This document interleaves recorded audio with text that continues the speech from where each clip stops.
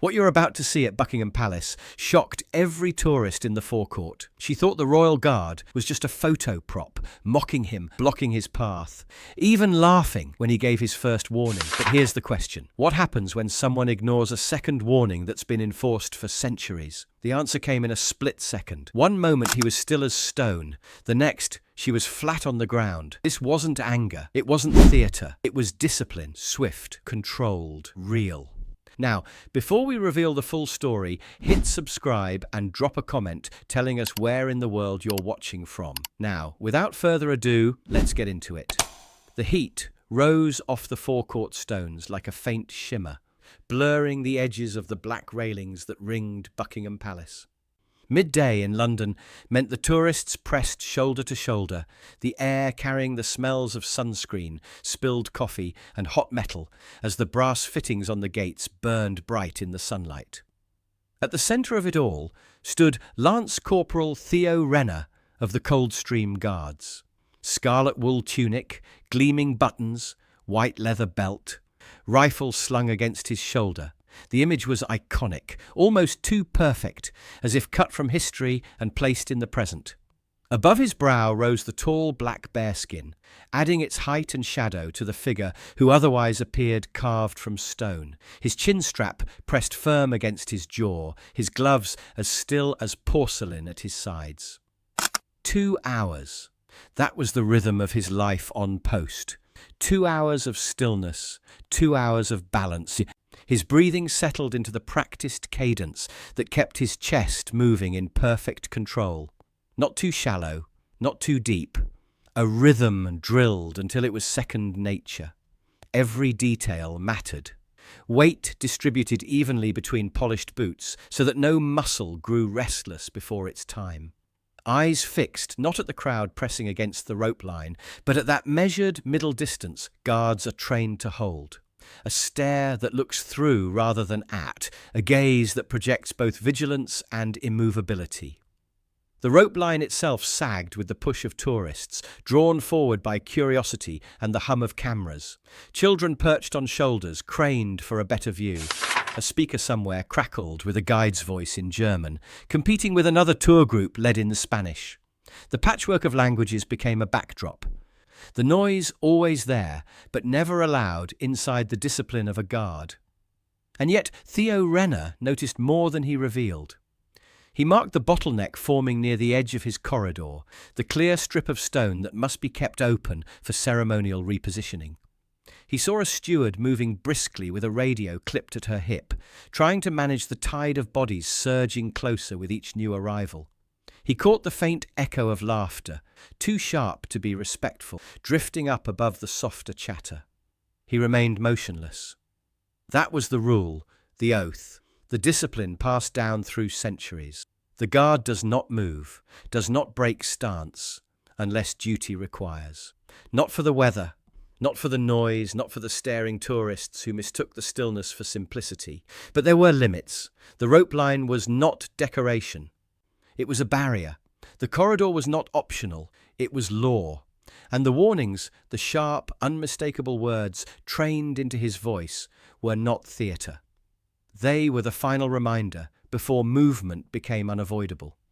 As the sun climbed higher and the crowd thickened, Renner stood anchored in his post, scarlet coat blazing like a standard against the pale stone. To the public he was a statue in a bearskin hat. To himself, he was the hinge of centuries-old protocol, holding ground until the moment came when tradition and duty demanded more. And that moment was closer than anyone realized. It began the way it often does, not with violence, not with danger, but with someone who thought the uniform was just decoration. She was in her 20s, dressed for Instagram, more than London, tight crop top, oversized sunglasses, a phone mounted on a gimbal in her friend's hands. Her name was Jodie, though the guard didn't know it. All he saw was another tourist edging too close to the rope, nudging aside a child with an impatient flick of her wrist as she pushed forward. "Closer," she told her friend, posing with one hand on her hip, her voice carrying over the hum of the crowd. "Get him in frame, all of him, hat to boots." The friend hesitated. "You sure we're allowed to—" It's fine, they're like statues, Jody said, smirking. Then, louder so others around could hear, Betty blinks if I wave. She flung her arm in an exaggerated arc, fingers fluttering like a stage performer. A ripple of laughter broke from a few tourists nearby, half nervous, half entertained. Children craned their necks, not sure if they were watching a performance or a breach of rules. Renner didn't move. His eyes remained forward, fixed on that middle distance. His gloved hand rested against the rifle sling in perfect stillness, white leather bright against the black metal. Only those trained to watch would notice the fractional shift of breath beneath the scarlet tunic. Jody leaned closer to her friend's lens. See? Told you, they're just props. You could hang a "do not touch" sign and it'd be the same thing. Her words carried. Bystanders glanced at one another, unsure whether to intervene or join in the amusement. The tension hovered like a string pulled taut, waiting to snap. A small voice broke the moment. Dad, are they allowed to move? The question came from a boy no older than 7, perched on the shoulders of his father. The man gave a quick shake of his head, his voice lowered. Only if you push it. That's why we don't. The boy's eyes stayed fixed on the guard, wide with a mix of awe and fear. What happens if someone does? The father didn't answer. Back at the rope line, Jody wasn't finished. She shifted her weight, tilting her head, pretending to mimic Renner's posture. Look, I'm a guard too, she said in a mock, stern voice, drawing laughter from her friends. Her friend with the camera whispered, Maybe we should stop. The steward's watching. Relax, Jody said. She adjusted her sunglasses, grinned toward the crowd and added, Wait till I block his path. That'll get views. Renner remained a statue, but inside the calculation had begun. He noted her position relative to the rope, her angle against the corridor he would soon need clear. He noted the crowd shifting, more phones raised. The ripple of anticipation as people realized something was unfolding. The stillness held, but its weight was changing. One side of the rope saw only a young woman mocking a silent soldier for likes. The other side knew better. They knew the rules weren't written for amusement. They were written for moments like this, when disrespect leaned too far forward and discipline prepared to answer. And Jody was only just beginning.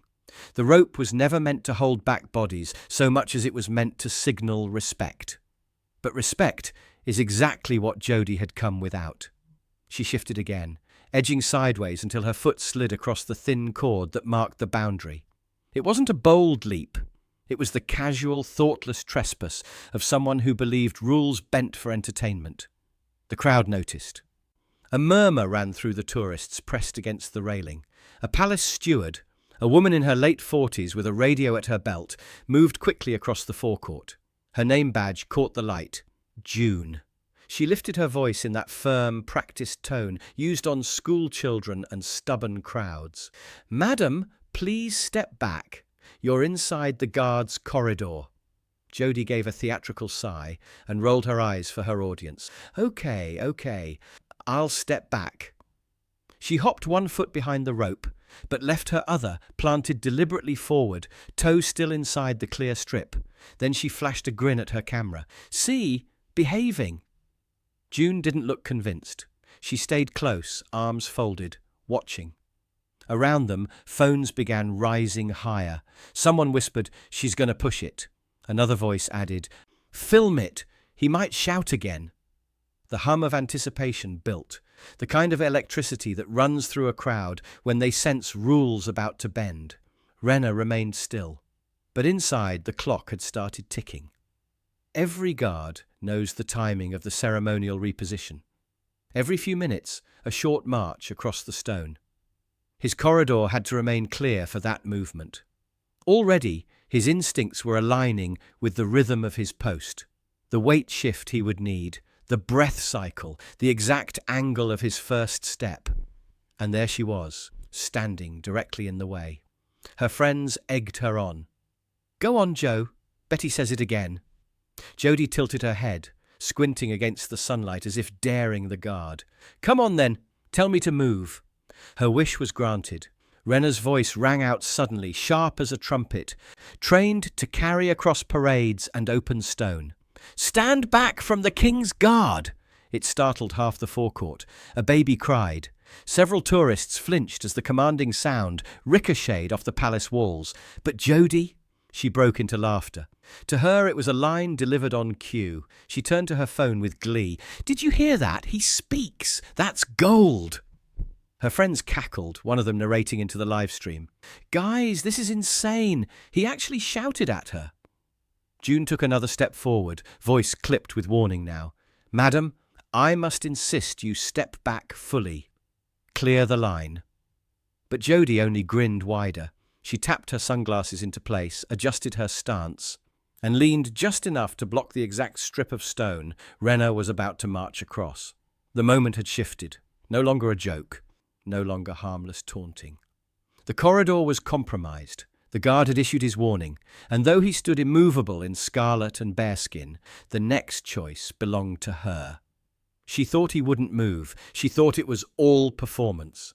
She was about to find out just how wrong she was. The laughter didn't last. It couldn't, not with the entire forecourt tightening into silence around her. Jody planted herself squarely in the corridor, arms folded like a protester, daring to be moved. The rope sagged uselessly at her back, and her friends edged sideways for a better angle, gimbal phone following her every twitch. "Go on then," she said to the guard, voice pitched so the crowd could hear. "What happens if I don't move?" Theo Renner did not answer immediately. He breathed once, slow and measured, then the words came, clear and drilled, his cadence as exact as the buttons on his chest. "Make way for the King's Guard." It wasn't a request. It was a command, honed across centuries of tradition and enforced with precision. The effect rippled outward. Parents pulled their children back from the rope. A man in military dress from another regiment murmured, "That's the second warning. She'd better listen." But Jody only laughed. "You hear that?" she called to her phone. "Second warning. Guess that makes me famous." She shifted closer, tilting her head at the towering figure in scarlet. His bare skin loomed over her, shadow spilling across her sunglasses, but still she saw only theatre. "Come on, soldier boy," she teased. "Show us what happens now." Her hand lifted, not high, not fast, but deliberate. She reached toward the sling of his rifle, fingers brushing air inches from the polished leather strap. The crowd gasped. One tourist hissed, "No, don't touch him." A veteran's voice cut sharp. "Listen to him, that's enough." But it was too late. Renner's calculation was finished. The corridor was blocked. The public had been warned twice, each warning ignored. A hand had entered his space, reaching toward his kit. The textbook conditions had been met. To the onlookers, he was still a statue, scarlet and black against pale stone. Inside, every nerve was braced for the single moment where discipline became movement. It would not be anger. It would not be spectacle. It would be duty, measured, lawful, controlled. Jody's hand hung mid-air, her grin fixed for the camera, never realizing that her next frame would not be one she controlled, because in the very next second, the stillness of the royal guard would end. The hand moved closer. A fingertip hovered within inches of the sling. That was the line. Renner's body responded before the crowd even processed the change. 1 second he was granite. The next he was motion. With a precise pivot of his left boot, he stepped offline, redirecting the space between himself and the intruder. His gloved hand shot forward, not to strike, not to shove, but to seize control. He caught her wrist firmly, guiding her momentum outward instead of inward. Jody gasped, stumbling as her balance tipped. The laugh died in her throat.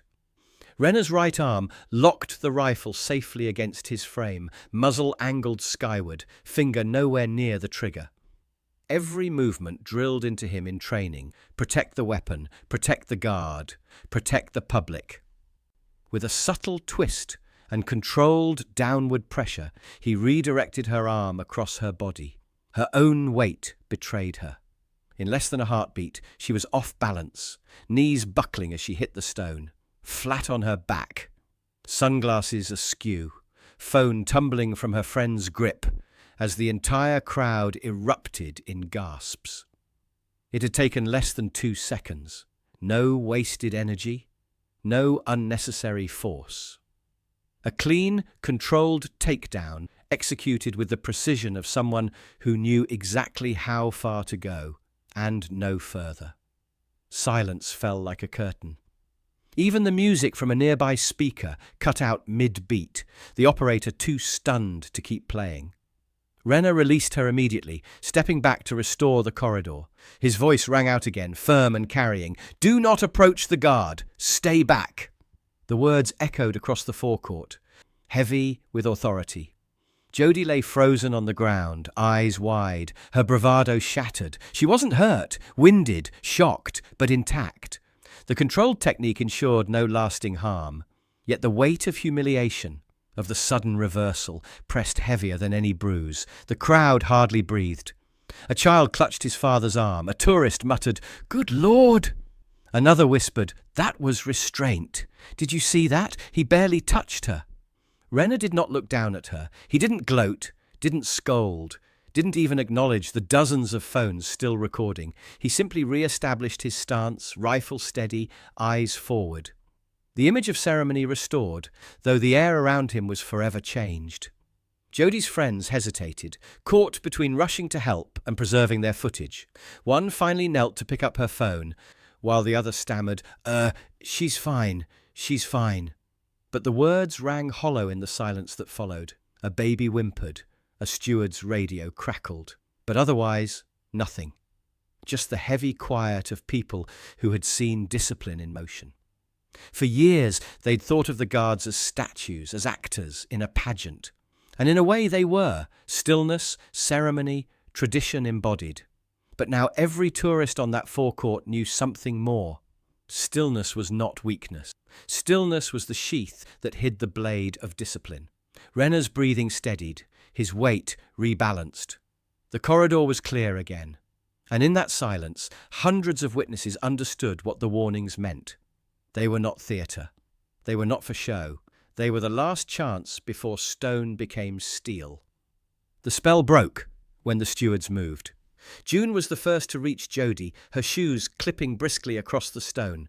She crouched, calm but firm, placing herself between the fallen tourist and the towering guard who had already reset to motionless discipline. "Are you injured?" she asked quickly. Jodie blinked up, still stunned, sunglasses lopsided on her forehead. He pushed me." June's tone didn't waver. "You ignored two clear warnings, madam. You stepped into a restricted corridor and attempted to touch the guard's equipment. Are you injured?" No, I don't think so." She tried to sit up, brushing grit from her palms. Her voice was thinner now, stripped of the swagger she'd carried seconds earlier. Two palace police officers appeared, summoned by the commotion. They moved with quiet authority, setting their stance so the crowd understood this was no longer spectacle. One officer helped steady Jodie to her feet, while the other raised a hand to hold back the pressing bodies, instructing, "Stay behind the rope, please. Give them space." The crowd obeyed instantly, phones lowered, the laughter had evaporated. What remained was the hush of collective recognition. What they had just seen wasn't entertainment, but protocol in action. A man near the front, his blazer marked with a regimental tie, shook his head slowly. "That," he said quietly to no one in particular, "was restraint." A mother clutched her son's shoulders, leaning down so he'd understand. "You see now why we stay behind the rope. That's not for play. That's their job." The boy nodded, wide-eyed, his earlier question answered more vividly than words ever could. Meanwhile, Jodie's friends hovered, caught between indignation and shame. One whispered, "We got it on camera." But the other cut him off, muttering, "Mate, don't post that. Everyone saw. He warned her twice." Jodie herself seemed smaller now, fussing with her phone as though the screen could shield her from the stares closing in from all sides. Her voice faltered. "I didn't mean... I thought it was just..." But the sentence died when she caught the eyes of June, who said nothing further, simply guiding her back behind the rope.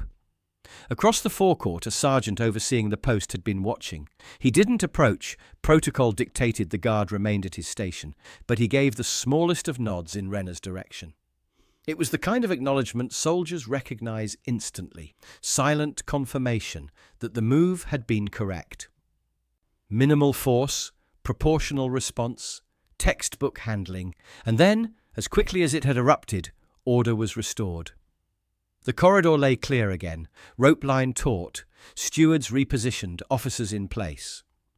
And at its centre, Lance Corporal Theo Renner stood exactly as he had before, spine straight, rifle still, bare skin casting its shadow. To the untrained eye, he was once again nothing more than a statue. But every soul in that crowd knew differently now. They had seen him move. For a long moment, no one quite knew what to do. The crowd, usually a sea of chatter and camera shutters, hovered in a suspended hush. It wasn't fear anymore. It was something closer to reverence. Jodie stood behind the rope now, brushing herself off, cheeks flushed with embarrassment. The bravado she'd worn so proudly had slipped away. She tried to laugh it off to her friends, but her voice cracked under the weight of the silence. A steward spoke softly, her words calm but pointed. You ignored 2 warnings. Those warnings are not suggestions. They're there to protect you as much as him. Jodie swallowed, staring at her shoes. The words sank deeper than the fall had. An elderly woman in the crowd, hair silver beneath a wide-brimmed hat, stepped forward just enough to be heard. A small regimental pin glinted on her lapel. She didn't raise her voice, didn't scold. She simply said, with a kind of quiet authority, "Those warnings are for your safety, his too." Jodie glanced up, then away, as if unable to hold the gaze. And then it happened, the moment that changed everything. The young boy, who had asked his father earlier if the guards were allowed to move, pressed himself to the rope line. He raised his hand in the clumsiest salute imaginable, elbow bent too wide, fingers not quite aligned, but the sincerity of it was undeniable. All eyes shifted back to Renner. For the first time since the incident, there was movement. Not a step, not a gesture, but the smallest lowering of his eyes, barely perceptible, a fraction of a second, but enough. His gaze met the boy's, acknowledging the salute, before lifting back to the middle distance where guards are trained to fix their focus. It was subtle, disciplined, and yet more powerful than any applause could have been. The tourists seemed to understand. A few phones lowered completely. One man, who had been recording quietly, pressed stop and slipped his device into his pocket, as though ashamed to have treated the moment as content instead of witness. Nobody clapped, nobody cheered. Respect doesn't always make noise.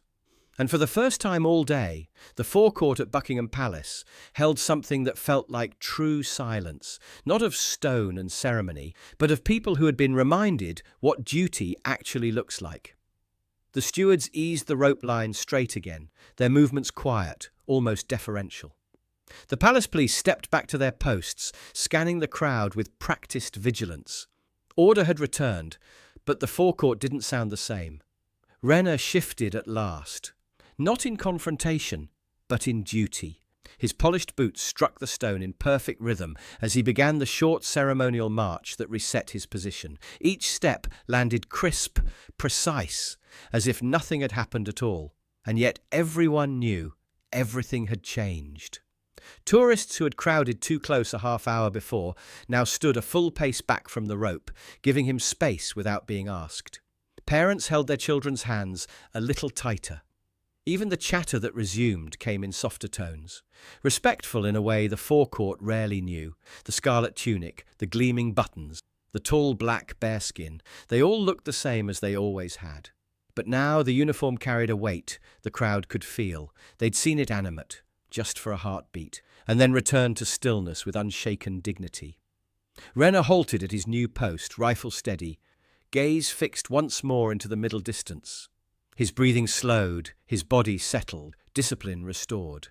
To the untrained eye, he was stone again, unmoving, untouchable, an image of tradition. A veteran near the front leaned down to his granddaughter, who was still staring wide-eyed. His voice was low, but steady. "Strength isn't loud," he told her. The girl nodded solemnly, eyes fixed on the guard who had just proved the truth of it. And with that, the ceremony continued as if nothing had ever disturbed it, except for the memory every witness would now carry with them. When you heard that first warning, would you have stepped back immediately, or would you have stayed, thinking it was all part of the show? And when she ignored the second, do you think the guard's response was the right balance of restraint and duty? Tell us your thoughts in the comments. We read every single one. If stories like this help you see the uniform differently, give this video a like. It genuinely helps more than you know. Make sure you subscribe and tap the bell icon so you don't miss tomorrow's Royal Guard story. And if you know someone who thinks the guards are just statues or that the warnings are for show, share this video with them. Let them see the truth for themselves. Your next Royal Guard story is already waiting on the end screen. Watch it now, and we'll see you tomorrow, same time, same place, with another moment that proves tradition and discipline still matter.